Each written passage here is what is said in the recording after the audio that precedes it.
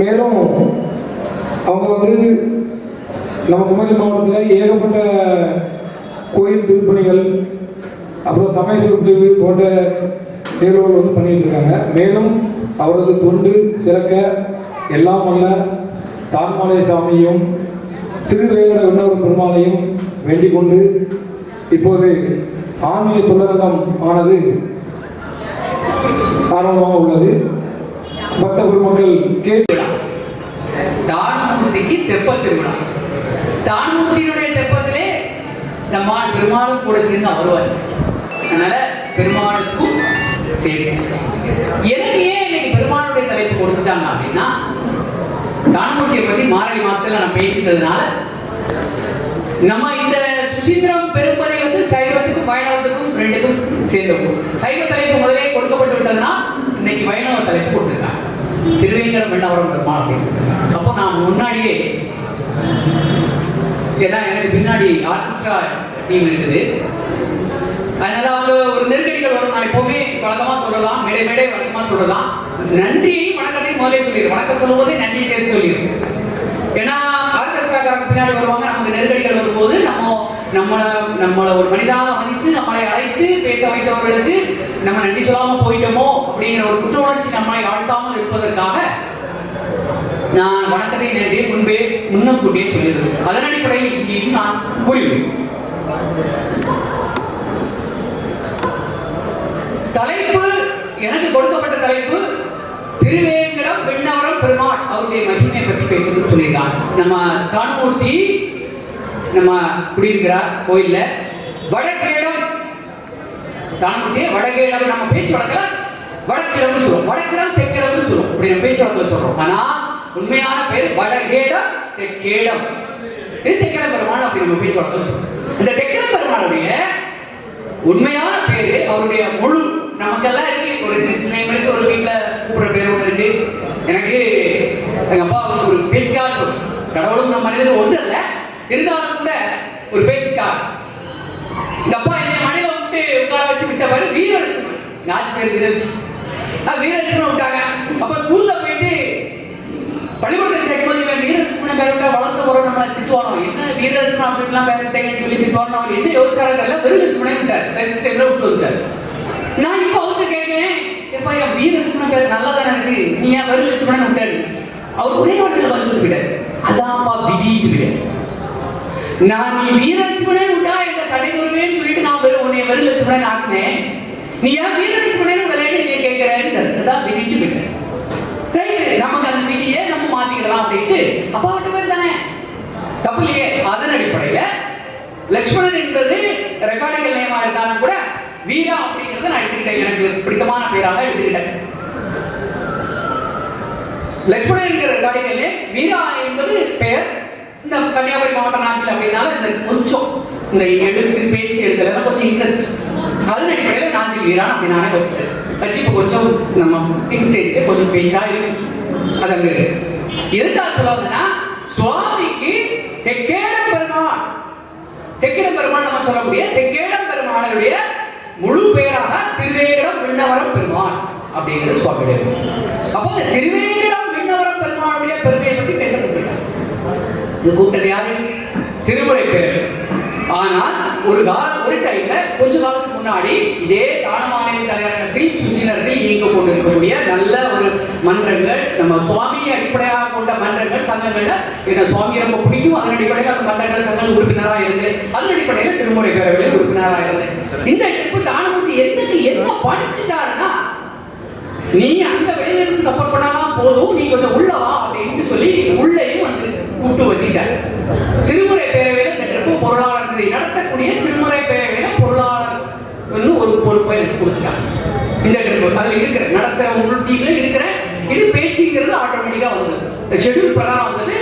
இந்த பொறுப்புங்கிறது இப்போ சமீபத்தில் வந்தது, சித்திரை திருவிழாவுக்கு வந்தது. அதன் அடிப்படையில் அவருக்கு ஒரு நன்றி சொல்லிட்டு, தான்மூர்த்திக்கு ஒரு நன்றி சொல்லிட்டு, தெக்கடம்பெருமாளுக்கு ஒரு நன்றி சொல்லிட்டு, திருமுறை பேரவைக்கு நன்றி சொல்லிட்டு, அதனுடைய தலைவர் திரு ஆர்மப்பிள்ளை சார் அவர்களுக்கு ஒரு மிகப்பெரிய நன்றியை சொல்லிட்டு வணக்கத்தை தெரிவிச்சுக்கிட்டு, செயலாளர் திரு பன்னீர்செல்வம் அவர்களுக்கு நன்றி வணக்கத்தை சொல்லிக்கிட்டு, என்னுடைய நண்பர்கள், என்னுடைய வெல்விஷர்கள், பெரியோர்கள், தாய்மார்கள், நட்புகள், சொந்தங்கள் எல்லாருக்கும் வணக்கத்தை நன்றி சொல்லிக்கிட்டு, இந்து சமய அறநிலையத்துறை ஆணையர் திரு ஞானசேகரன் சார் அவர்களுக்கு வணக்கம் நன்றி சொல்லிட்டு, திரு ஆறுமுகன் சார் மிகவும் அன்பான மனிதர், இப்போ பார்த்தாலும் அன்பா பாசமா பேசுவாங்க.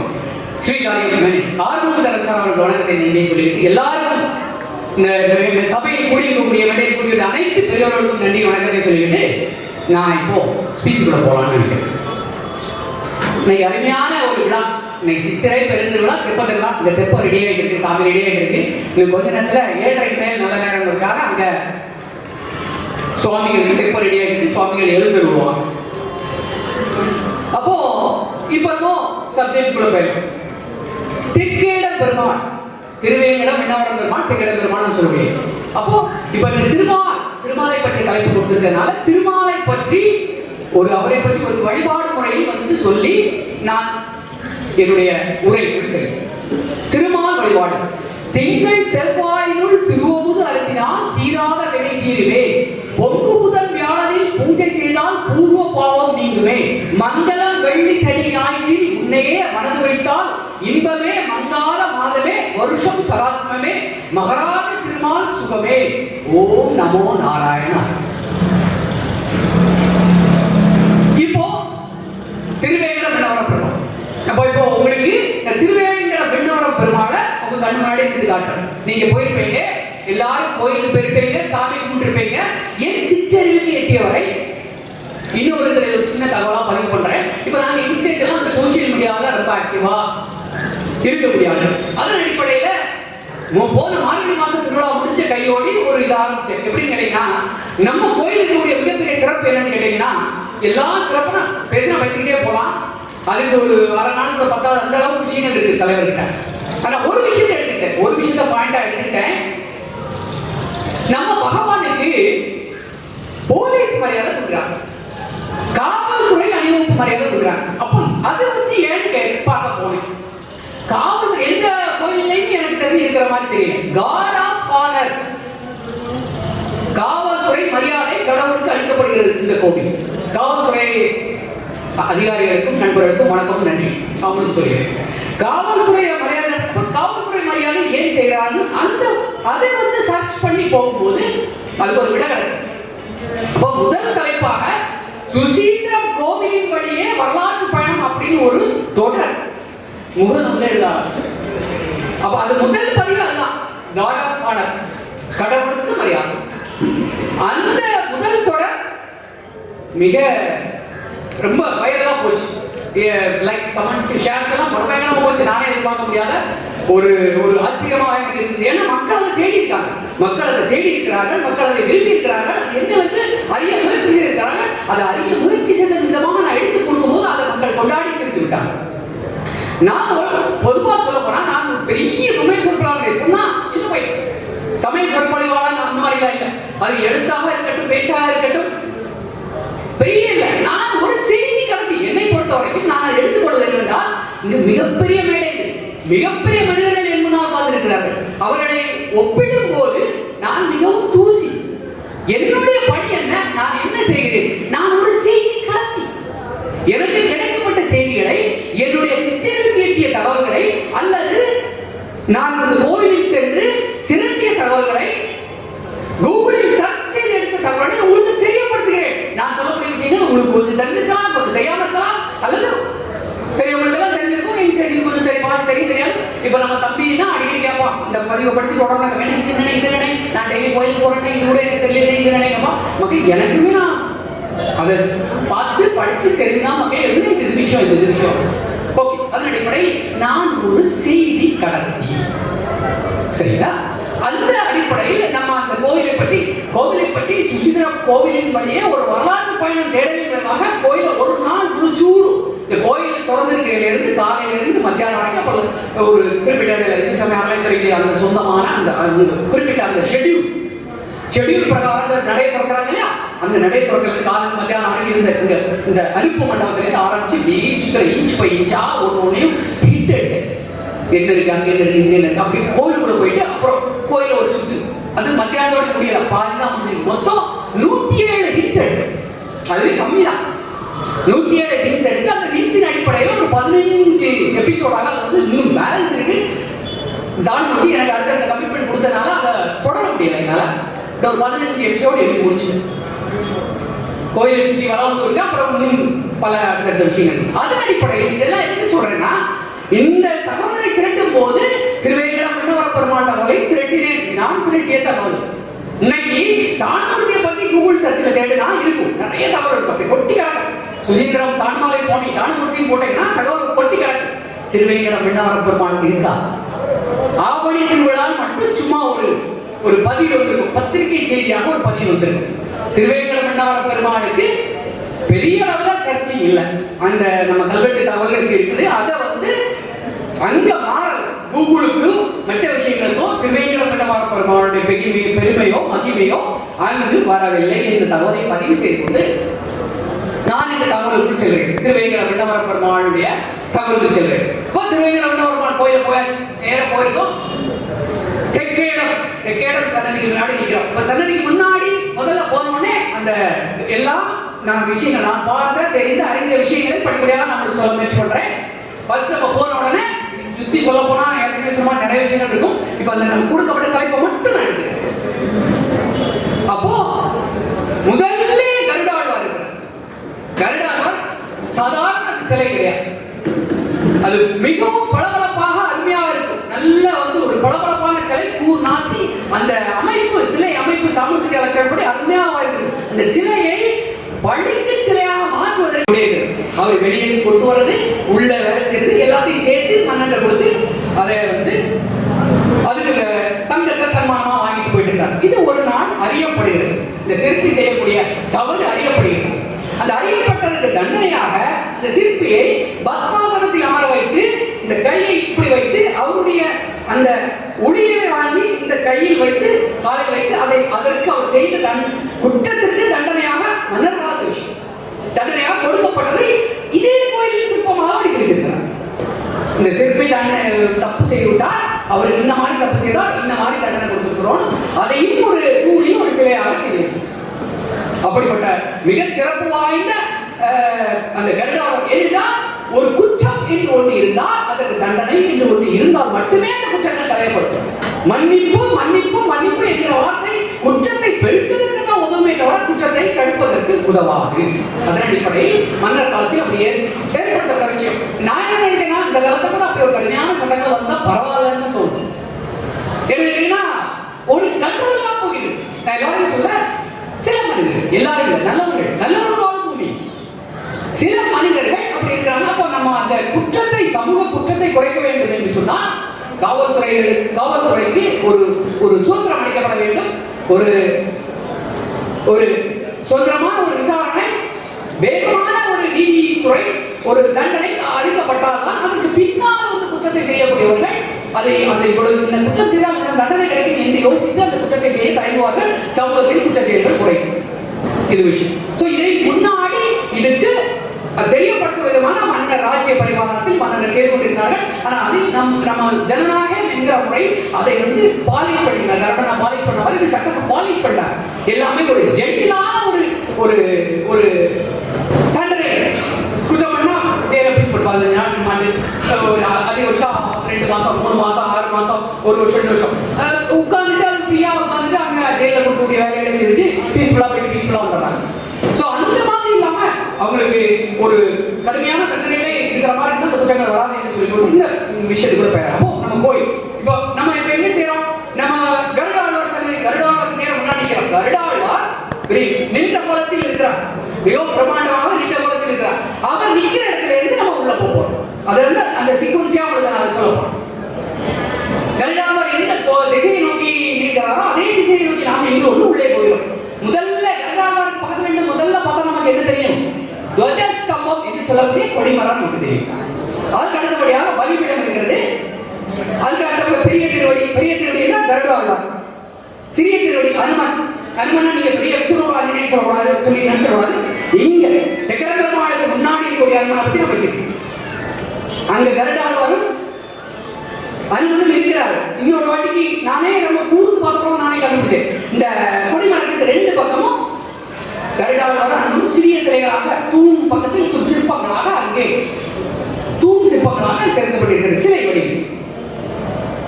அதுக்கு அடுத்தபடியாக அர்த்த மண்டபம், அதுக்கு அடுத்தபடியாக அங்கு அர்த்த மண்டபம்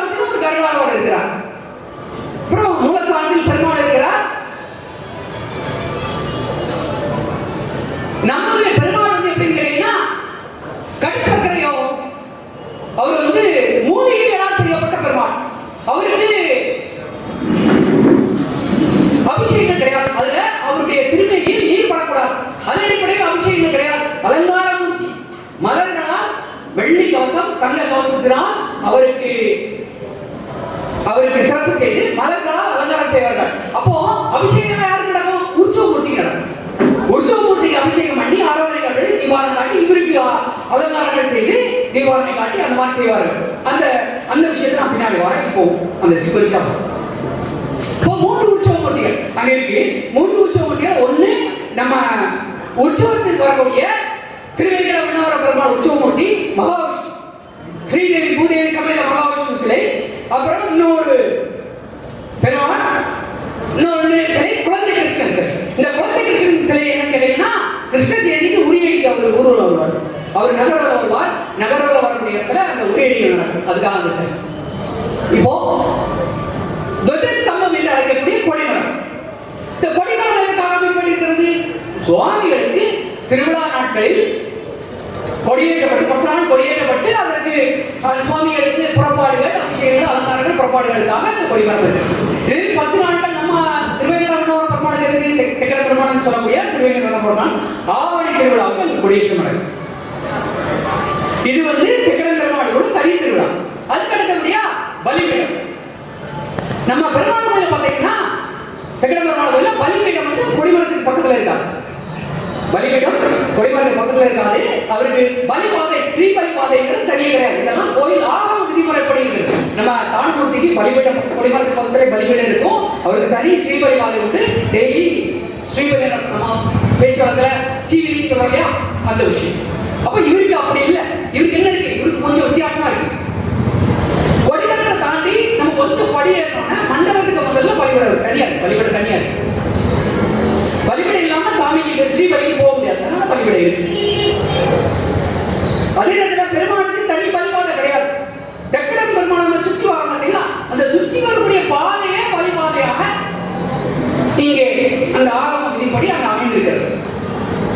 இந்த பலிபாதை அதே மாதிரி அந்த சுற்றி வரும் பாதை நிறைவு செய்யும் இடத்தில் சங்கரநாராயண ஒரு சாளரம்னு சொல்லுவாங்க. சாளரமா ஜன்னல், ஒரு காற்று சூரிய ஒளி வரக்கூடிய அமைப்பு இருக்கும். அந்த அமைப்பு இருக்கும். இந்த பலிபாதை அந்த பலிபாதை இணையக்கூடிய இடத்தில் இந்த ஒரு சங்கரநாராயணர் ஆலயம் இருக்கும். சங்கரநாராயணர் கோயில் நம்ம அப்படி கோயிலுக்கு முன்னாடி ஒரு முழுக்க வழியா போகும்போது பார்த்துருப்பேன். அந்த சங்கரநாராயணர் கோயில் இருக்கும். அந்த இடம் அப்படி சுற்றி வரக்கூடிய இடத்துல தான் அந்த அவருடைய தெக்கட பெருமானுடைய பலிபாதையா அக்கடத்தபடியாக பெரிய திருவடி சிறிய. நான் எப்படி சொல்றேன்? அது பெரிய திருவடி சிறிய திருவடி இந்த கொடிமரத்தோட வலது பக்கம் இடத்துல இருக்காங்க. நம்ம கொடிமரத்துக்கு கருடாளர் முன்னாடி கொடிமரம் இருக்கு. அது சின்ன பாதவழியா போனா அங்க ஒரு சின்ன ஒரு கட்டுமானம் இருக்கும். அது 2 பக்கம் இருப்பார். அவரு நீங்க பார்த்துருக்கீங்க. அதுக்கு அடுத்தபடியாக அர்த்த மண்டபம். அர்த்த மண்டபம் நம்ம மூலஸ்தானத்துக்கு கொஞ்சம் முன்னாடி அர்த்த மண்டபம் இருக்கு. அந்த அர்த்த மண்டபத்தில் தான் இன்னொரு கருடாளர் கைக்குப்பிய நிலையில் இருக்கக்கூடிய இன்னொரு கருடாளர் பெரிய திருவடி அங்க இருக்காங்க. அதுக்கு அப்படியே நம்ம மூலத்தை அப்படியே நான் சொல்லும் போது அப்படியே நீங்க அப்படி போகணும். அந்த கோயிலுக்குள்ள அப்படி போனீங்கன்னா அப்படியே நம்ம கண்ணுக்கு முன்னாடி ஒரு திரைப்படம் மாதிரி நமக்கு தெரியும். ஏன்னா டெய்லி இல்லாத போகக்கூடிய ஆள்கள் தான். அது சொல்லும் போது இந்த விஷயங்கள் உங்களுக்கு கவனத்துக்கு வரும். உங்களுக்கு அதான் சொல்றேன். உங்களுக்கு தெரியாத விஷயத்தை நான் சொல்ல வரலாம். புதிதாக நான் இந்த தகவலை இங்கே சொல்லவில்லை. இருக்கக்கூடிய விஷயத்தை நான் அறிந்து தெளிந்த விஷயத்தை நான் உங்களுக்கு சொல்லுவேன். இப்போ மூலஸ்தான மூலவர் மூலஸ்தான மூலவர் அப்படி ஒரு மிகப்பெரிய திருமேனியாக பெரிய பெருமாள். மூலஸ்தான பெருமாள் கடு சர்க்கரை. நான் இருக்கேன் சொல்ல மாதிரி கடு சர்க்கரை யோகம் அப்படிங்கிற பெருமாள். அவர் மூலிகையினால அந்த காலத்துல மூலிகையினால செய்திருக்காங்க. ஒரு பிரகாசமாக ஒரு அஜானுபாவாக சொல்லியிருக்காரு. இங்க இருக்கக்கூடியது கடு சர்க்கரை யோகம் தான். நம்ம திருப்பதி சாரம் திருவாழ் மார்பன் அவரும் கடு சர்க்கரை. அவர் ஒரு காலத்தில் ஒரு காலை மடக்கி ஒரு காலை நீக்கி வைத்திருப்பார். நம்ம நரசிம்ம அவதாரம், அவருடைய நரசிம்ம அவதாரத்தை ஒத்த அவதாரம் வரும் திருவாழ்வார். இரண்யகசிபுவை அவரு வகைப்படத்தில் இருக்கக்கூடிய அந்த தோற்றத்தை ஒத்து அவர் காணப்படுவார். வந்துவோம். அப்போ கிழக்கு நோக்கியதாக அங்க அமர்ந்த கோலம் இங்க நின்ற கோலம். கிழக்கு நோக்கியதாக நின்ற கோலத்தில் அது வாழ்கிறார். ஒரு சுமாராக ஒரு 7.5 அடி உயரம். வெள்ளி கவசம், சில நேரங்களில் தங்க கவசம் கூட நான் பார்த்திருக்கேன். வெள்ளி கவசமா அவரை அந்த கடி சர்க்கரை யோகத்தை அவரை கவசம் வச்சு அதை பாதுகாத்துருக்காங்க.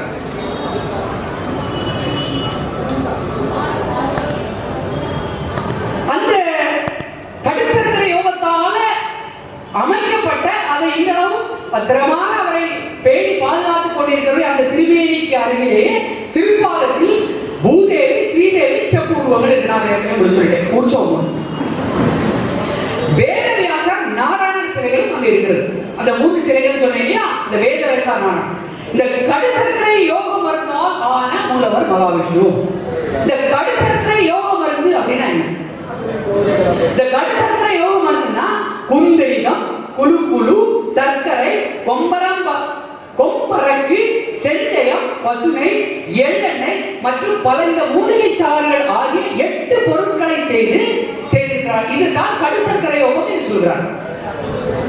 அதன் காரணமாக அதில் நன்னீர் படல் இருந்தால் அது அந்த கடு சர்க்கரை யோகத்திற்கு பாதிப்பு ஏற்படும் என்ற காரணத்தினால் அவருக்கு நன்னீர் அபிஷேகம் கிடையாது. மலர்களால் அர்ச்சித்து அலங்காரம் செய்கிறார்கள். நான் ஏற்கனவே 3 உற்சவமூர்த்தியை சொல்லிட்டேன். அதுல ஒரு உற்சவமூர்த்தி குழந்தை கிருஷ்ணன் சொல்லிட்டேன். அந்த குழந்தை கிருஷ்ணன் வந்து நம்ம கிருஷ்ணகிரிக்கு திருவீதி உலா வருகிறார். உரியடியை ஏற்றுக்கொள்கிறார். அவருக்கு வெண்ணெய் குடிக்கும் இல்லையா, அதனால அதன் நினைவாக உரியடி நடத்தி சிறப்பாக நடத்தி அந்த உரியடி நடைபெறுகிறது. அதுக்கடுத்தபடியாக நம்ம மூலஸ்தானத்தில் சாமியை கும்பிட்டாச்சு. கும்பிட்டு வழியாமா இடதுபுறமா நம்ம பின்னாடி சுற்றுவோம். அப்ப பின்னாடி போவாங்க. பின்னாடி என்ன இருக்குது? பின்னாடி பள்ளிக்கொண்ட பெருமாள் இருக்கிறார். பள்ளிக்கொண்ட பெருமாள் தனி சன்னதியாக வீட்டிருக்கிறார். பெரும்பாலான கோயில திருமால் சயன கோலத்தில் இருக்கிறார். இங்கே நின்ற கோலம், ஆனால் அதுக்கு பின்னாடி சயன கோலத்தில் ஒரு சிறிய சிலை வடித்து வைத்திருக்கிறார். காக்கு தொழில் பெருமாள் காக்கு தொழிலுக்கு அதிபர். காக்கு தொழிலுக்கு அதிபர் உதய காக்கு பெருமாள் ஆதிசேஷன் மேல் பள்ளிக்கொண்ட கோலத்தில் இருக்கிறார். ஆனால் அவர் நம்ம என்ன நினைச்சிருக்கோம், நம்முடைய அறியாமையின் காரணமாக அவர் வந்து ஆதிசேஷன் மேல தூக்குறார் அப்படின்னு நினைச்சிருக்கோம். கிடையாது. அவர் யோக நித்ரை, அது ஒரு விதமான யோகம். நான் தெரியாம கேட்கிறேன், ஒரு நிமிஷம் பெருமாள் எப்படி தூங்குறாரு நீங்க பாத்துருக்கீங்க. அந்த மாதிரி நீங்க தூக்கி பாருங்க ஒரு நாள். முடியாது. ஒரு பக்கமா வலிக்கும் முடியாது. நமக்கு இப்படிதான் படுக்க முடியும். ஒண்ணு இருந்து படுவோம், இல்ல கவுந்து படுவோம். செலுத்த படுக்க முடியாது. அவர் செலுத்து படுத்திருக்கிறார். தரித்த நிலையில் படுத்திருக்கிறார். கையை தலையில் வைத்திருக்கிறார். இது வந்து உறக்கம் நிலை அல்ல. உறக்கம் நிலை அல்ல, இது ஒரு யோக நிலை. அந்த யோக நிலையில் இருந்து நம்மளை காக்கும் கடவுள் நம்மளை காத்து ரட்சித்துக் கொண்டிருக்கிறார். அதுதான் அந்த ஆதிசேஷன் மேல் அவர் நாம சயன கோலத்தில் இருக்கக்கூடிய நிலை. அவருடைய திருவடிகளை பற்றி எப்பவுமே பெருமாள் வந்து ஆதிசேஷன் இருக்கும்போது மகாலட்சுமி ஸ்ரீதேவி வந்து அவருக்கு ஏன்னா உலகை காக்கும் பரம்பொருள் இல்லையா, அவர் 24 மணி நேரம் ஃபுல் அவரோட டியூட்டி. அப்போ மகானுடைய கால் வலிக்கிறதுக்காக ஸ்ரீதேவி அவருடைய பாதங்களை திருப்பாதங்களை போன்ற தாமரை போன்ற மென் பாதங்களை மெதுவாக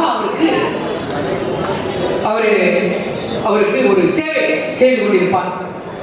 அதனால்தான் பெரியவங்க நம்ம சொன்னாங்க, நமக்கு சொல்லி தந்தது என்னன்னா திருமால் ஸ்ரீதேவி லட்சுமி தேவி கணவனுக்கு சேவை செய்தது மாதிரி பெண்கள் தன்னுடைய கணவனுக்கு சேவை செய்ய வேண்டும். அது கணவனுக்கு செய்கின்ற சேவை இல்லை, பெருமாளுக்கு செய்கின்ற சேவை. அப்போ கணவன் என்பது மனிதன், மனைவி என்ற மனிதன் மனுஷன் இல்லையா. அதில் அந்த அந்த தாற்பயம் எப்படி செல்கிறது என்றால், ஒரு மனிதனுக்கு நம்ம செய்யக்கூடிய சேவை மனிதனுக்கு செய்யக்கூடிய சேவை இல்லை, அது கடவுளுக்கு செய்யக்கூடிய சேவை. அதைத்தான் அன்னதானத்துடைய தாற்பயம் இதற்கும் பொருந்தும். ஒரு பசியோடு இருக்கக்கூடிய மனிதனுக்கு ஒரு பசி ஆற்றினோம் என்று சொன்னால், அந்த பசி ஆற்றின தன்மை மட்டுமல்ல, அந்த மனிதனுக்கு பசியை ஆற்றிய ஒரு விஷயம் அல்ல, அது அது பசி ஆற்றுறது யார் வேலை? பரந்தாமனுடைய வேலை, அனுமூர்த்தியுடைய வேலை, மகாதேவனுடைய வேலை. அப்ப அந்த அவருடைய வேலையை நாம் குறைக்கும் போது என்ன ஆகுது? அங்க அந்த புண்ணியம், அப்பா இவன் நம்ம வேலையை கொஞ்சம் குறைச்சிட்டாப்பா, சரி என்னன்னு பார்ப்போம், இந்த பையனை என்னன்னு பார்ப்போம், இந்த மனிதரை என்னன்னு பார்ப்போம் அப்படின்னு அவருடைய கடற்கண் பார்வை தான் சொல்றாரு. இறைவனுடைய கடற்கண் பார்வை நம்ம மீது தெரிந்து விட்டாலே நம்ம வாழ்க்கையில் வெற்றி பெற்றுவிட்டதாக. அந்த கடற்கண் பார்வையை நம்ம திருப்பதற்கு உண்டான அந்த விஷயங்களை தான், அந்த சின்ன சின்ன விஷயங்களை தான் அன்னதானம். தொண்டருக்கு சேவை செய்வது, பகவானுக்கு ஒரு தொண்டர் சேவை செய்கிறார்.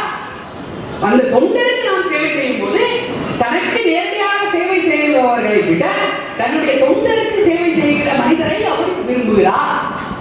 நேரடி அனுகிரகம் அங்கதான். அதனால ஒரு தொண்டர், பகவானுக்கு ஒரு தொண்டர் வேலை செய்கிறார், அவருக்கு பசியா இருக்கிறார், அவருக்கு சாப்பிட போக முடியாத வேலை, அந்த சாப்பாடு இல்லை. அப்ப அவர்கிட்ட போய், ஐயா பெரியவரே நீங்க சாப்பிட்டீங்களா, ரொம்ப களைப்பா இருக்கீங்களே, சாப்பிட்டீங்களா, உங்களுக்கு நான் உணவு வாங்கி தரட்டுமா சாப்பிடுறேன்னா கேட்கும்போது நிச்சயமா அவர் மறுக்க மாட்டார். அப்போ அவருக்கு வாங்கி கொடுக்கும் போது பெருமாள் வந்து அடடா என் பக்தன் பசியாகிறத பார்த்துட்டு நீங்க வந்து அவருடைய பசி ஆற்றிட்டீங்க நல்லா இருப்பான் அப்படின்னு யாரை வாழ்த்துவார்? தொண்டருக்கும் தொண்டரை இறைவன் நேரடியாக அங்கே ஆசீர்வாதம் செய்கிறார், வாழ்த்துகிறார். அதான் இதோட தாற்பயம். இந்த தாற்பயம் இந்த இந்த மனிதருக்கு மனிதர் சேவை செய்யக்கூடிய அனைத்து விஷயங்களுக்கும் பொருள். அதன் அடிப்படையில் இல்லா தன்னுடைய கணவனுக்கு செய்யக்கூடிய சேவையும் இறைவனுக்கு செய்யக்கூடிய சேவையாகத்தான் அர்த்தம். அதுதான் திருவள்ளுவர் சொல்லியிருக்கார். தெய்வம் தொழா கொழுநன் தொழுதெழுவா பெய்யன பெய்யுமா. அப்படின்னு என்ன அர்த்தம்? ஒரு இல்லத்தரசி கோயிலுக்கு போகணும்னு அவசியம் இல்லை, இறைவனை வழிபட வேண்டும் அவசியம் இல்லை. தெய்வம் தொழாள், தெய்வத்தை தொழ வேண்டிய அவசியம் இல்லை. கொழுநன் தொழுதெழுவாள். கொழுநன் என்னது? கொழுந்தன் இல்லை, கொழுநன் கணவன். கொழுநன் தொழுதெழுவாள். தன்னுடைய கணவனை தொழுது தினமும் தன்னுடைய கணவனை தொழுது எழுந்தாலே அப்படிப்பட்ட பத்திரி தேவர்கள் வாழ்ந்த நாடு இன்னும் வாழ்ந்து கொண்டிருக்கின்றன. பாரத தேசம் கொழுநன் தொழுதெழுவாள் பெய்யின பெய்மழை. அப்படிப்பட்ட பத்திரி இந்த ரொம்ப சித்திரை மாசம் ரொம்ப வெக்கையா இருக்கு, கொஞ்சம் மழை வந்தா பரவாயில்ல, தன் மனதுக்குள் நினைத்தாலே மழை வரும். அதான் அதனுடைய அர்த்தம். திருவள்ளுவர் சொல்லியிருக்கார். வாசிக்கு அது அந்த அடிப்படையில் உள்ளவங்க தான். அதுக்கு ஒரு சின்ன ஒரு விளக்கம் வந்து நான் உள்ள போயிடுறேன். வாசிக்கு மிகப்பெரிய தர்மம் தெரியும். அது ஒரு எடுத்துக்காட்டு என்ன சொல்றாங்கன்னா, திருவள்ளுவருக்கு மிக சிறந்த சேவை செய்து கொண்டிருக்கிறார்கள். அப்போ கிணத்துல தண்ணி அடிச்சிருக்காங்க. அந்த காலத்துல கிணத்துல இந்த குடத்துல கயிறு போட்டு கிணத்துல கயிறு போட்டு தான் தண்ணி இறைப்பாங்க. இப்போ இறைச்சிட்டு இருக்காங்க. இறைச்சி தண்ணி உள்ள இறக்கி இறக்காச்சு. பாய்க்கு வந்துருக்கு, உடனே தண்ணி இருக்கு, பாய்க்கு வந்துருக்கு. திருவள்ளுவர் வாசி அப்படின்னு அப்படியே விட்டு வந்துட்டாங்க. உடனே அப்படியே விட்டாங்க. இவங்க போயிட்டு அவங்க திருவள்ளுவருக்கு எல்லாம் செய்ய வேண்டிய விஷயங்கள் எல்லாம் செஞ்சுட்டு திரும்பி வர வரைக்கும் குடம் அங்கேயே இருந்துச்சு. அதுதான் அந்த அவங்களுடைய அந்த கணவருக்கு செய்யக்கூடிய சேவையினுடைய அந்த அந்த அதனுடைய பவர் அப்படின்னு சொல்ல முடியும். இதுக்கு இன்னொரு விளக்கம் இருக்கு. ஒரு முனிவர் கொங்கணவர்ங்கிற ஒரு முனிவர், கொங்கணவர்ங்கிற முனிவர் அப்படி கால்நடையா அந்த காலத்துல கால்நடையா யாத்திரை போங்க. இப்ப யாத்திரை போயிட்டே இருக்காரு. ஒரு மரத்தடியில உட்கார்ந்துருக்காரு. ஒரு பறவை மேல பறந்து கொண்டிருந்த பறவை தன்னை அறியாமல் எச்சம் விட்டு விடுதாரு. இவர் மிக கோபக்காரர், துர்வாச முனிவருக்கு இணையான ஒரு கோபக்காரர். பார்த்தார் அந்த பறவை அப்படி பார்த்தார். பார்த்த மனுஷன் அந்த பறவை குடிச்சு எரிந்து சாம்பலாயிட்டு சரி முடிஞ்சு போச்சு. அவர் அப்படி கிளம்பி வராரு. பசி. அப்போ ஒரு வீட்டு திண்ணையில வந்து அமர்ந்திருக்கிறார். அந்த வீட்டுக்கு ஒரு அம்மா வந்தாங்க. ஐயா முனிவரே, நீங்கள் பாதசாலியாக சென்று கொண்டிருக்கிறீர்கள் போல் தெரிகிறதே, களைப்பாக இருக்கிறீர்களே, நீராகாரம் மறந்துகிறீர்களா, உணவு சமைக்கட்டுமா, சாப்பிடுறேன்னு அவர் சரின்னு சொல்றாரு. முதல்ல தாகசாந்திக்கு தண்ணி கொடுத்தாச்சு. ஒரு விஷயம் நல்லா தெரிஞ்சுக்கோங்க, யாரு இப்ப நம்ம அந்த காலத்துல நம்ம வீட்டுல ஒரு பழக்கம் இருந்தது. இப்ப பழைய வீட்டுல அந்த பழக்கம் இல்லாம இருக்கிற மாதிரி எனக்கு தெரியல. எதுனா முதல்ல வீட்டுக்கு வந்தாங்கன்னா, வெளியில இருந்து யாராவது வீட்டுக்குள்ள வந்தாங்கன்னா முதல்ல குடிக்க தண்ணி கொடுங்க, பச்சை தண்ணி. இப்போ நம்ம சில வீடுகள்ல காட்சி வடிகட்டி நீர், சில வீட்டுல இந்த பியூரிஃபைட் வாட்டர், ஏதோ ஒண்ணு நல்ல, அதாவது குளிர்சாதன பெட்டி வைக்காத நியாயமான தண்ணி. அப்ப நம்ம இதை எடுத்து அந்த ரா வாட்டர்னு சொல்லுவோம், அந்த ரா வாட்டரை கொடுக்கணும். அவங்க அதை குடித்து தாக சாந்தி ஆன பிற்பாடுதான் வந்த விஷயத்தையே நம்ம கேட்கணும். இது அந்த காலத்துல இருக்குது, இப்போ இல்லாத மாதிரி எனக்கு தெரியும். நடைமுறைகள் குறைந்து விட்ட மாதிரி எனக்கு தெரியுது. அதை ஞாபகப்படுத்தலாம் நான் சொல்றேன். தாக சாந்தி அப்பதான் வெளியில அநேக பிரச்சனைகளை சந்திச்சுட்டு வந்திருப்பாங்க. அநேக பிரஷர், ஒரு ஒரு டென்ஷன் இருக்கும். இந்த தண்ணி கொடுக்க முன்னாடி நம்ம பேசினா என்ன ஆகும்? அந்த கோபம் உள்ள கேட்கும். நம்ம வீட்டில் இருக்கட்டும், நம்ம மனைவியா இருக்கட்டும், ஏன் அம்மாவா இருக்கட்டும், அந்த கோபத்தை அப்படியே கடத்திடும். இந்த தண்ணிக்கு கோபத்தை கட்டுப்படுத்தக்கூடிய ஒரு தன்மை உண்டு. தண்ணிக்கு கோபத்தை கழிக்கக்கூடிய தன்மை. அதான் கோபத்தை தண்ணி ஊற்றி பேசுது, உடனே பேசாதன்னு காரணம். அதனால வீட்டுக்கு வந்து தண்ணி கொடு, அது அடிப்படையில கொங்கண வந்து தண்ணி கொடுக்குறாங்க. தண்ணி கொடுத்தாங்கன்னா அவங்களுக்கு சாப்பிட மாட்டாரு. அவங்க அம்மா உணவு, மதிய உணவுக்காக தயார் செய்யறாங்க. அப்போ இது எல்லாம் ஆச்சு. தண்ணி குடிச்ச தண்ணி கிளப்பிடுச்சு, பசி மேல போயிடுச்சு. அப்போ நம்ம எல்லாம் ரெடி பண்ணி கொண்டு வராங்க. அப்போ சர்வ் பண்ணியாச்சு. அப்போ ஒருத்தர் நமக்கு உதவி செய்தா அந்த உதவியை மறக்க கூடாது.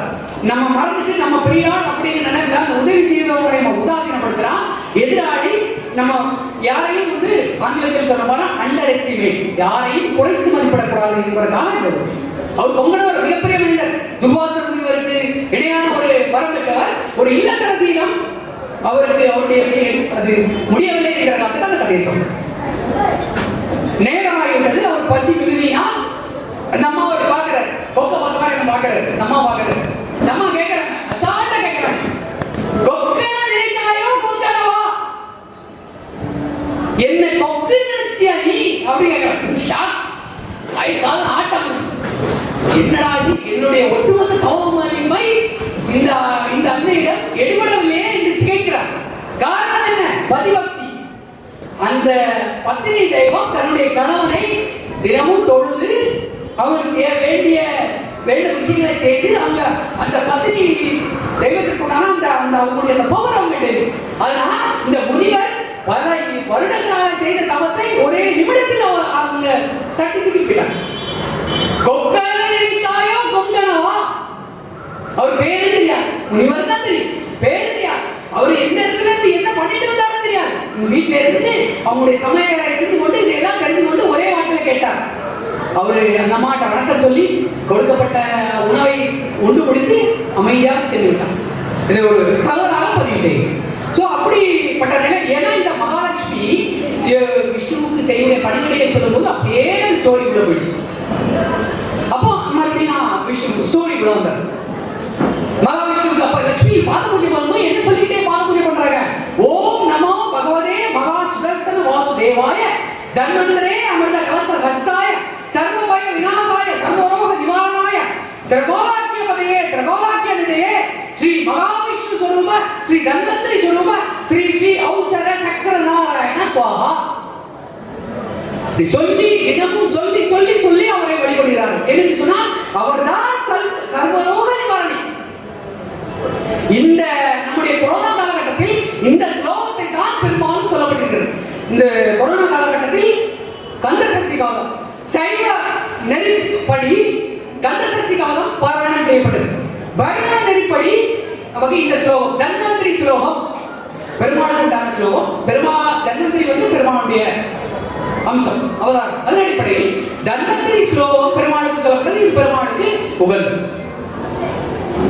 இது தெக்கட பெருமாள் அப்படின்னு சுத்தி இருக்கிற பள்ளியோட பெருமாளை நம்ம வழிபட்டு வந்துட்டாலே கிட்டத்தட்ட தெக்கட பெருமாள் உடைய சன்னதியும் அதனுடைய விஷயங்களை முடிந்த மாதிரி என்னுடைய சிஸ்டர் கேட்டவரை இன்னும் நம்ம அந்த கல்வெட்டுகளை தகவலை பட்டுட்டால் இன்னும் நிறைய கிடைத்தவரை சிஸ்டருக்கு வரை அந்த தெக்கட பெருமாளுடைய விஷயம். அப்போ இப்ப தெக்கட பெருமாள் இருக்காரு, தெக்கடமை எங்க இருக்கிறார், எப்படி இருக்கிறார், என்ன அவருடைய பெருமை என்ன அருமை என்ன எல்லாம் சொல்லியாச்சு. அவருக்கு என்ன விழா நடக்குதுன்னு சொல்ல முடியா? அப்போ திருவிழாவுடைய விவரம் சுந்தர தானுமூர்த்தி கோயில சைவமும் வைணவமும் இரண்டும் கலந்த கோயில். அப்போ இது ஒரு சைவ வைணவ ஒற்றுமைக்கு எடுத்துக்காட்டா இருக்கு. சிவபெருமானுக்கு விஷ்ணுக்கு தனித்தனி சன்னிதியா இருந்தாலும் சிவபெருமானுக்கு என்னென்ன பூஜையெல்லாம் நடக்கிறது? சித்திரை, மாசி, மார்கழி ஆகிய நாட்களில் 10 நாள் திருவிழா நடக்குது சிவபெருமானுக்கு. விஷ்ணுவுக்கு ஆவணி மாசத்துல 10 நாள் திருவிழா நடக்குது. ஆவணி திருவிழா அப்படி நடக்கும். மிச்ச காலங்களில் இருவரும் சேர்ந்து வீதி உலா வருவார்கள். தெப்பத் திருவிழாவில் இருவரும் சேர்ந்து வருவார்கள். அப்போ இந்த இரு சுவாமிகளுக்கு எதிரே இருக்கக்கூடிய கொடிமரத்தில் அந்தந்த விழா காலங்களில் திருக்கொடி ஏற்றப்படும். திருவேங்கட விண்ணவர் பெருமாள் சுவாமிக்கு நேரடி அமைந்துள்ள கொடிமரத்தில் திருக்கொடி ஏற்றப்பட்டு ஆவணி திருவிழா துவங்கி நாட்கள் தினமும் காலையில நைட்டும் எப்பவுமே திருவிழாவில் கொடியேற்றிட்டாங்கன்னா சுவாமிக்கு இரு முறையும் அவருக்கு செய்ய வேண்டிய பூஜைகள் மரியாதைகள் எல்லாம் சிறப்பாக செய்து அதே மாதிரி ஆவணி திருவிழாவிலே அவருக்கு சிறப்பாக நடக்கிறது. அப்போ 9ஆம் நாள்ல 9ஆம் நாள் தேரோட்டம். திருவிழா என்று சொன்னால் தேரோட்டம் இருக்கும். அந்த தேரோட்டத்துல இந்திரன் தேர்ல விஷ்ணு சுவாமி ஸ்ரீதேவி பூதேவி சமேத தம்பதி சமேதரா இங்க காட்சி அளித்து பக்தர்களுக்கு காட்சி அளித்து நமக்கு ஒரு சிறப்பு செய்யறதாக நம்ம விழாக்கள் நடந்துட்டு தெக்கட பெருமாளுடைய பெருமையாகவும் தெக்கட பெருமாளுக்கு நடக்கக்கூடிய விழாவாகவும் சொல்றோம். இப்போ தெக்கட பெருமாளுக்கு நடக்கக்கூடிய திருவேங்கட விண்ணவர பெருமாள் மகாவிஷ்ணு பெருமாள். அப்போ தெக்கட பெருமாளை பற்றி சொல்லிட்டு தெக்கட பெருமாள் மகாவிஷ்ணுடைய பெருமைகளாக அடுத்து என்ன? இவர் அவருடைய மகாவிஷ்ணுடைய ஒரு அம்சம், ஒரு அவதாரம், அவர் இங்கே நின்ற குலத்தில் அருள் பாலிக்கிறார். அப்போ பெருமாளுடைய அடுத்து பெருமாள் தெக்கடம் திருவேங்கட விண்ணவர பெருமாள் தெக்கட பெருமாளுடைய மகிமை என்ன, மகாவிஷ்ணுடைய மகிமை என்ன, பெருமாளுடைய பெருமை என்ன என்று அடுத்தபடியாக நான் அதை உங்களுக்கு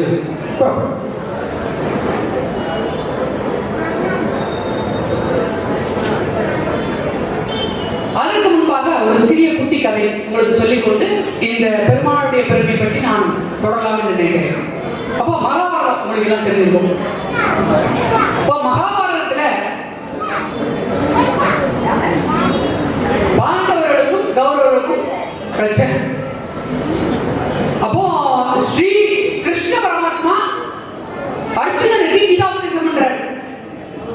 அவருக்கு எப்பவுமே ஆலோசனை சொல்லிட்டார். கீதாபதேசம் குருஷேத்திரத்தில் நடந்தது. எப்பவுமே ஒரு நல்ல ஆலோசனை சொல்லி இந்த பாண்டவர்களையும் கிருஷ்ணரையும் ஒரு சரியான நிலைக்கு வழிநடத்தி செய்து கொண்டிருக்கிறார். அப்போ திருதராஷ்டிரன் வந்து யாரு? துரியோதனோட அப்பா. ஒரு கிருஷ்ணன் சொல்றார், கிருஷ்ணா நீ எப்ப பார்த்தாலும் அர்ஜுனனுக்கே நீ சொல்லி கொடுத்துட்டு இருக்கியே, என் பையன் துரியோதனுக்கு எப்ப சொல்லி கொடுப்ப, என்ன சொல்லி கொடுப்ப? கிருஷ்ணன் பார்த்தாரு, அவருக்கு எல்லாரும் தானே, எல்லாரும் சொல்லித்தாரு தானே. சொல்றேன், சொல்லித்தாரேன், நான் நிச்சயமா சொல்லித்தாரேன். துரியோதனன் கேட்பதற்கு தயாராக இருந்தா நான் சொல்லி தருவதற்கு தயார் அப்படின்றார். அப்போ இவர் துரியோதன போறாரு. பரஸ்பரம் தர விசாரிப்புகள் எல்லாம் முடிஞ்சிச்சு. அப்போ கிருஷ்ணர் கேட்கிறாரு துரியோதனா, உனக்கு நான் வாழ்க்கையில் நல்லது கெட்டது சொல்லி தர விரும்புகிறேன் அப்படின்னு சொல்றாரு. துரியோதனை கதா முகஞ்சிருக்கிறான். கிருஷ்ணா, நீ இந்த அட்வைஸ் பண்றது, இந்த ஆலோசனை கொடுக்கிறது எல்லாம் அர்ஜுனனோட வச்சுக்கோ. ஏன்னா அர்ஜுனனுக்கு நல்லது கெட்டது தெரியாது, பச்சை பிள்ளை. நீ சொல்றது அப்படியே கேட்பான். ஆனா எனக்கு நல்லது எது கெட்டது எது எனக்கு நன்றாக தெரியும்.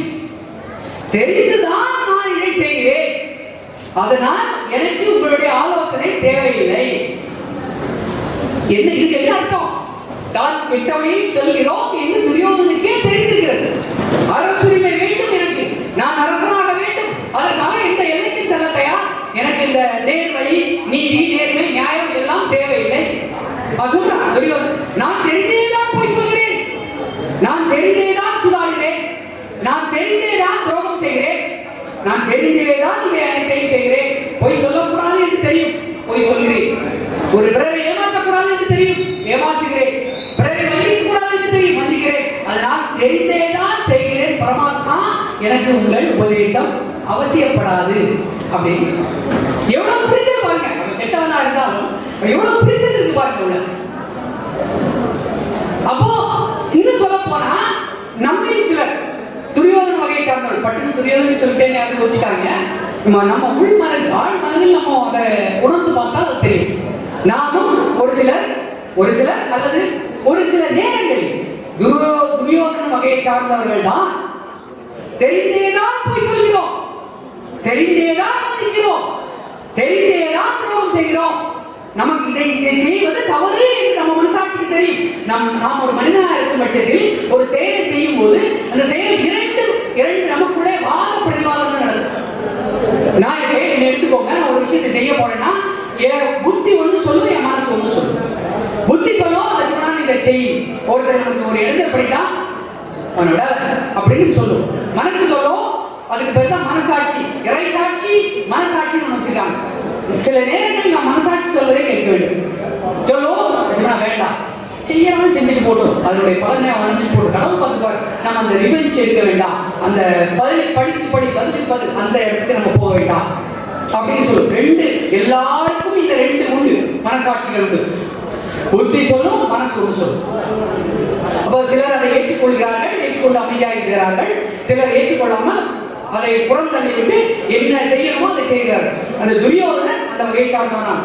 தன் இரண்டாவது சொல்லை புறந்தள்ளி விட்டு தான் என்ன தோணுதோ அதுபடிதான் செய்தோம். நம்ம சில நேரங்களில் அப்படி செய்து விடுவோம். அதற்காக இந்த செய்தியை கூறிக்கொண்டு, அப்போ பெருமாள் அப்படின்னா என்ன?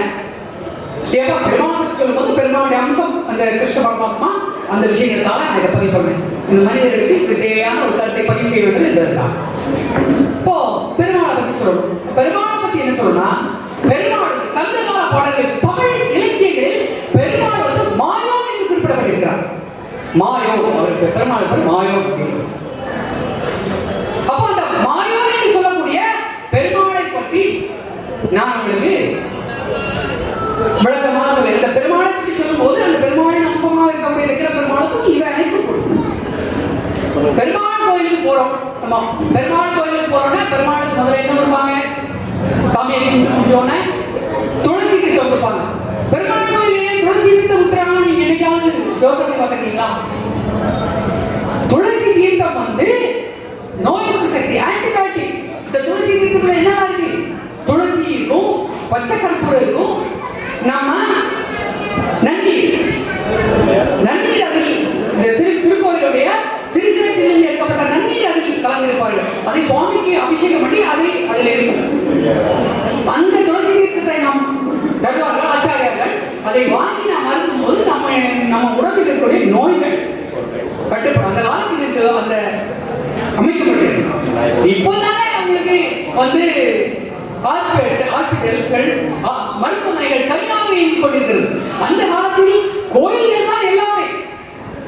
இப்போ கோயில்கள் வந்து நிர்வாக ஸ்தலம். நான் எப்பவுமே சொல்ல முடியாது, கோயில்கள் வந்து அன்றைக்கு மன்னர் காலத்தில் கோயில்கள் தான் நிர்வாக ஸ்தலம். இங்கேதான் ராஜ பரிபாலனம் நடந்தது, இங்கேதான் மருத்துவமனை நடந்தது, இங்கேதான் பாடசாலை நடந்தது.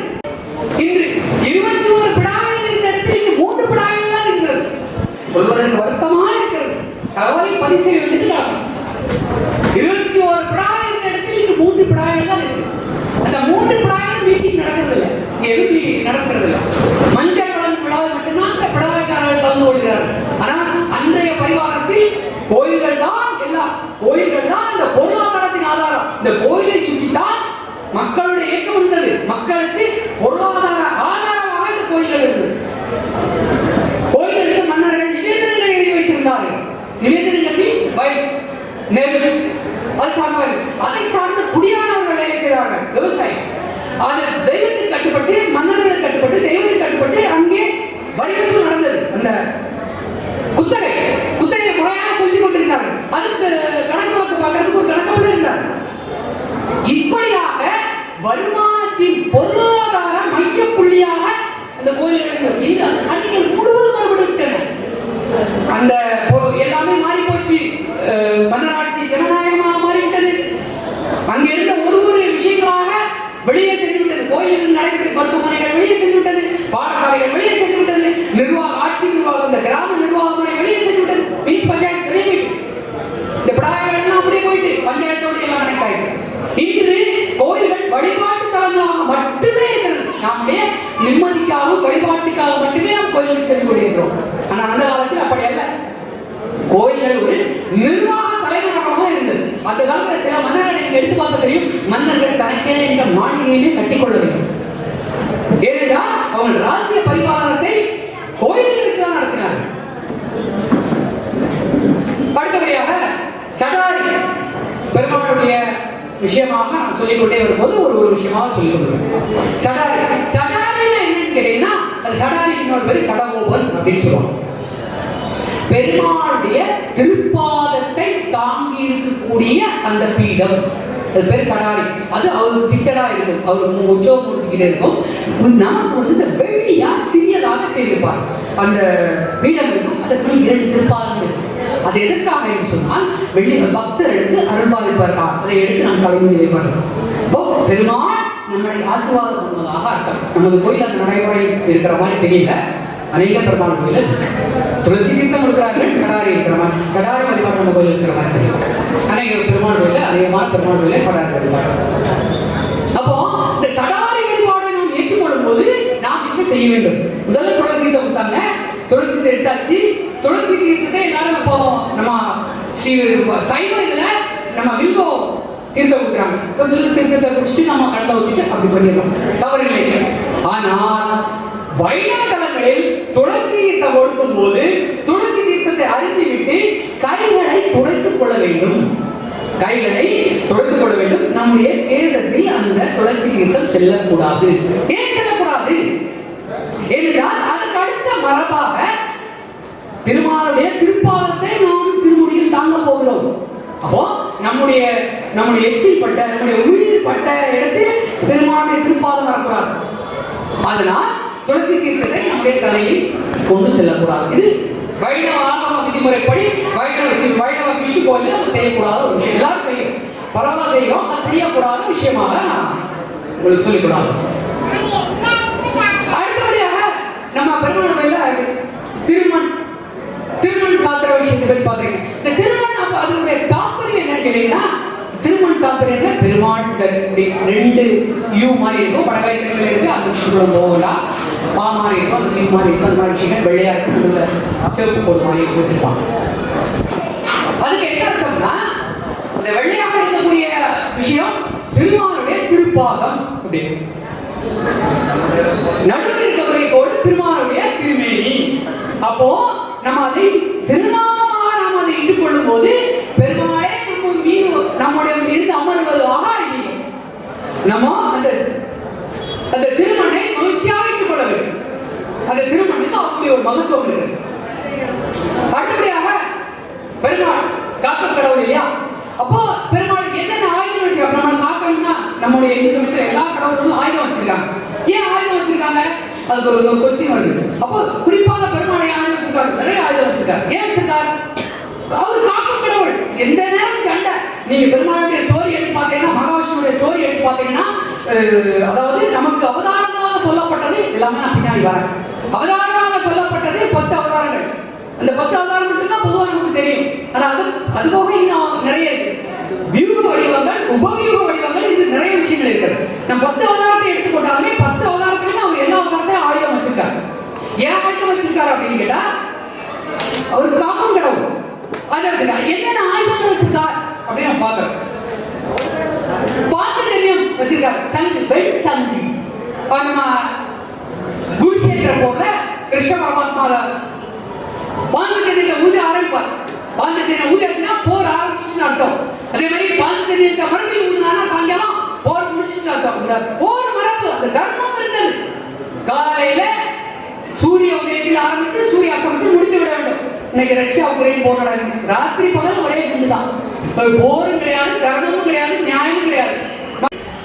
ஏன் இல்லைன்னு கேட்டா, பெருமாளை காக்கும் கடவுள் பெருமாளை, உலகத்தை ரட்சிக்கக்கூடிய கடவுள் பெருமாளை, இங்கே வானத்தின் நிலவும் கடலின் நிலவும் நீல நிறம், அந்த அதை குறிப்பிடும்படியாக இவர் எல்லாம் வல்ல இறைவன். அதனால அவருக்கு நீல நிறமா கொடுத்திருக்கிறார். இந்த இடத்துல ஒரு சின்ன தகவல், அறிவியல் தகவலை பதிவு பண்ணிடுறோம். நம்ம அவங்களுக்கு எல்லாம் தெரிஞ்சிருக்கோம் sir C V Raman. Sir C V Raman வந்து இந்த ராமன் எஃபெக்ட் அப்படின்னு ஒன்று கண்டுபிடிச்சார். ஒளிச்சிதறல் கண்டுபிடிச்சார். கண்டுபிடிச்சோன்னா நீங்க ஒளிச்சிதறல் எப்படி கண்டுபிடிச்சீங்க அப்படின்னு அவர்கிட்ட போய் கேட்டாங்க. அப்போ இந்த சனாதன தர்மம் என்று அழைக்கக்கூடிய இந்து தர்மத்துல இல்லாத விஷயங்களே இல்ல. அப்போ அவர் சொன்னது, அவர் வந்து சர் சி வி ராமன் சொன்னது நான் சொல்றேன், நான் புதுசா சொல்லுங்க. அவர் சொன்னார், பெருமாளுக்கு எங்களுடைய சனாதன தர்மத்தில், இந்து தர்மத்தில், வைணவ விஷயத்தில் பெருமாளுக்கு நீல நிறம் கொடுக்கப்பட்டிருக்கிறது. பெருமாளுக்கு நான் கோவிலில் சென்று வழிபடும் போது பெருமாளுக்கு ஏன் நீல நிறம் கொடுக்கப்பட்டிருக்கிறது என்ற ஆராய்ச்சியில் இறங்கினேன். அந்த ஆராய்ச்சி என்னை கடலில் கொண்டு சேர்த்தது, ஆகாயத்தில் கொண்டு சேர்த்தது. கடல் ஏன் நீல நிறமாக இருக்கிறது, ஆகாயம் ஏன் நீல நிறமாக இருக்கிறது என்று தொடர்ந்து ஆராய்ச்சி செய்த விளைவாக ஸ்ரீ சர் சி வி ராமனுக்கு ஒளிச்சிதறல் என்ற ஒரு அருமையான ஒரு அறிவியல் உண்மை நமக்கு கிடைத்தது. நோபல் பரிசு கிடைச்ச விஷயம். நோபல் பரிசு யார் கொடுத்தார்? பெருமாள் கொடுத்தார். பெருமாள் தான் அவருக்கு அந்த ஒளிச்சிதறலை அவருக்கு தெரியப்படுத்தியிருக்கிறார். இது நம்ம நாட்டு அறிவியல் சர் சி வி ராமன். அதே நேரத்தில் உலக புகழ் வாய்ந்த விஞ்ஞானி ஐன்ஸ்டீன் அவர் சொன்னாரு, கடைசி காலத்தில் அவர் இறக்கும் தருவாயில் சொன்ன விஷயம் என்ன சொன்னாரு கேட்டீங்கன்னா, நான் பகவத்கீதையை என்னுடைய வாழ்நாளின் இறுதி தருணத்தில் தான் படிக்க நேர்ந்தது. நான் முதலிலேயே படித்திருந்தால் இன்னும் மிகப்பெரிய கண்டுபிடிப்பெல்லாம் கண்டுபிடித்திருப்பேன். அவர் சொன்ன வாக்கியம் வரலாற்றில் பதிவு செய்யப்பட்டிருக்கிறது. அப்போ உலகத்தில் கண்டுபிடிக்கப்பட்ட அனைத்து கண்டுபிடிப்புகளுக்கும் ஆதாரமாக நம்முடைய சனாதன தர்மம், இந்து தர்மத்தின் நூல்கள் இருக்கிறது. ஒண்ணு வேண்டாங்க, நம்ம இப்போ இன்னைக்கு குழந்தைங்க நம்ம வீட்டுல ஒரு சைக்கிள் விளையாடுல, ஒரு காலை வச்சுக்கிட்டு சறுக்கி போனா அந்த சைக்கிள் கொஞ்சம் தூரம் போகும். அது சின்ன பிள்ளைங்க விளையாடுறாங்க. அப்படி சறுக்கி விளையாடு, 2 கைப்பிடி இருக்கும், இப்படி ஒரு நீளமாக இருக்கும், கீழே ஒரு ஃபிளாட்டா இருக்கும், கீழே 2 வீல் இருக்கும். அதுல ஒரு காலை வச்சுட்டு இன்னொரு காலை தேய்ச்சி விளையாடும். இது வெளிநாட்டில் கண்டுபிடிச்சது. நம்ம இந்தியா இப்போ வந்துருச்சு, நம்ம வீட்டுல குழந்தைங்களை வாங்கி கொடுக்குறோம். நம்ம நினைச்சிருக்க வெளிநாட்டுல கண்டுபிடிச்சாங்க. நம்ம கோயில்ல தூண்ல அந்த சிற்பம் இருக்கு, அந்த சைக்கிள் நம்ம தூண்ல எழுதிருக்கு, நம்ம சேர்த்து காலை வச்சிருக்கோம், அது தூணில் சிற்பத்தில் வடிக்கப்பட்டிருக்கிறது. எல்லாமே நம்ம நினைச்சிருக்கோம். மேற்குலகம் கண்டுபிடிக்கப்பட்ட கண்டுபிடிப்புகள் அனைத்தும் நம் சனாதனத்தில் ஏற்கனவே சொல்லப்பட்டு நம்முடைய கோயில்களில் சிலையாக வடிக்கப்பட்டிருக்கிறது, லேப்டாப் வடிக்கப்பட்டிருக்கிறது. லேப்டாப் இருக்கு சிற்பத்துல. எத்தனாம் நூற்றாண்டு கட்டப்பட்டது? 12ஆம் நூற்றாண்டு கட்டப்பட்டதோ 9ஆம் நூற்றாண்டு கட்டப்பட்டதோ தெரியாது. தமிழ்நாட்டில் இருக்கக்கூடிய ஒரு சில கோயில், நமது கோயில் இல்ல, நான் வேற கோயில் இருக்கக்கூடிய சொல்றேன், அந்த தகவல்களை சொல்றேன். இந்த தகவல் இருக்கிறது, இந்த சிற்பத்தில் தான் இருக்கிறது. அப்ப லேப்டாப்னா என்னன்னு தெரியாம அதை எப்படி வடிச்சாங்க? சிற்பமா குண்டு பல்பு எப்படி தெரியாம அதை எப்படி வடிச்சாங்க? இந்த சைக்கிள் செருப்பு எப்படின்னு தெரியாம எப்படி வடிச்சாங்க? லேப்டாப் எப்படின்னு தெரியாம எப்படி வடிச்சாங்க? விமானம் எப்படின்னு தெரியாம அதை எப்படி வடிச்சாங்க? இந்த புஷ்ப விமானம் எப்படி எப்படி? ஆனால் நம்ம அந்த நம்முடைய சனாதன தர்மத்தின் அந்த தாத்பரியத்தை நாம் முழுவதுமாக உள்வாங்காமல் அல்லது படிக்காமல் அதை தெரிந்து கொள்ளாமல் இருந்ததன் விளைவு, மேல்நாட்டுக்காரன் இதை நன்றாக தெரிந்து கொண்டு அறிந்து கொண்டு அதை படித்து அவனுடைய கண்டுபிடிப்பாக இங்கே கொண்டு வந்து இருக்கிறான். தாமஸ் ஆல்வா எடிசன் எப்படி கண்டுபிடிச்சார் குண்டு பல்பு? தாமஸ் ஆல்வா எடிசன் கண்டுபிடிச்சார் அகத்தியர்.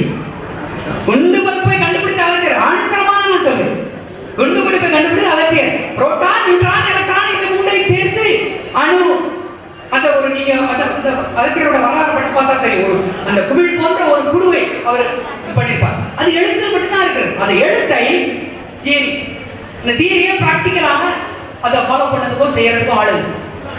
அதை நம்ம தியரியை இந்தியாவில் செய்யறாங்க, பிராக்டிக்கலா வெளிநாட்டுக்காரங்க செஞ்சாங்க. செஞ்சவன் மட்டும் இல்லாமல் அதை பேட்டன் ரைட் வாங்கி நம்ம கிட்டே கொடுத்துட்டாங்க. நம்மளும் அவன் கண்டுபிடிச்சா வெளிநாட்டு, நமக்கு தான் வெளிநாடு தான் பிடிச்சாச்சு. வெளிநாடு வெளிநாடு வெளிநாட்டு போகும், சூப்பர் கண்டுபிடிச்சான். யாரு இதனுடைய மூல ஆதாரங்கள்? யாரு? நம் முன்னோர்கள். நான் பெருமாள் அரசாங்க வீடு இப்ப பெருமாளை வந்தார்.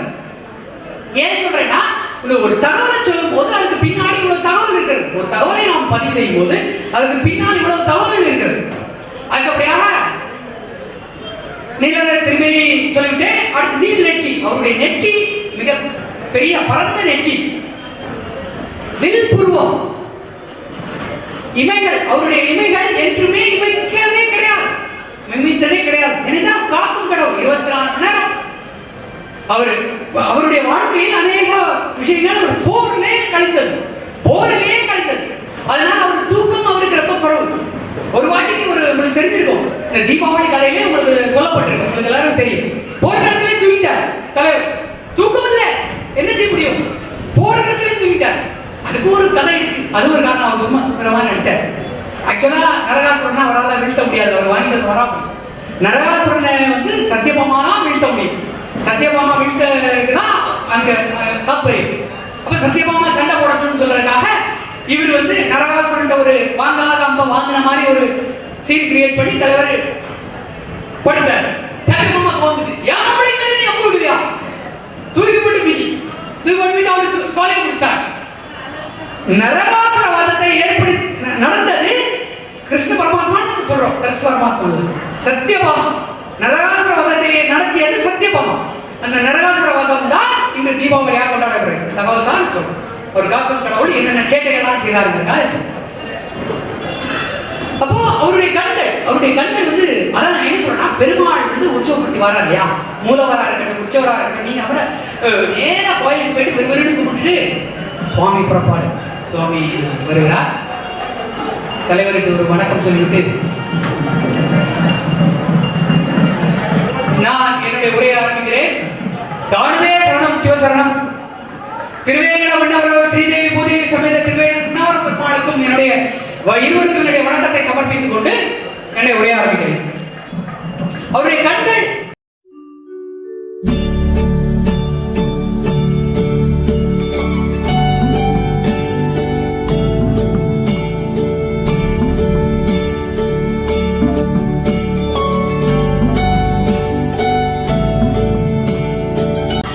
உங்களுக்கு இந்த மாதிரியான ஆன்மீக வீடியோஸ் எல்லாமே பிடிச்சிருக்குன்னு சொல்லியாச்சுன்னா கண்டிப்பாக லைக் பண்ணுங்கள், உங்கள் ஃப்ரெண்ட்ஸ் எல்லாருக்குமே ஷேர் பண்ணுங்கள், மறக்காமல் சப்ஸ்கிரைப் பண்ணுங்கள். ஏன்னா அப்போ தான் எங்களோட வீடியோஸ் எல்லாமே உங்களை வந்து நேரடியாக சென்றடையும்.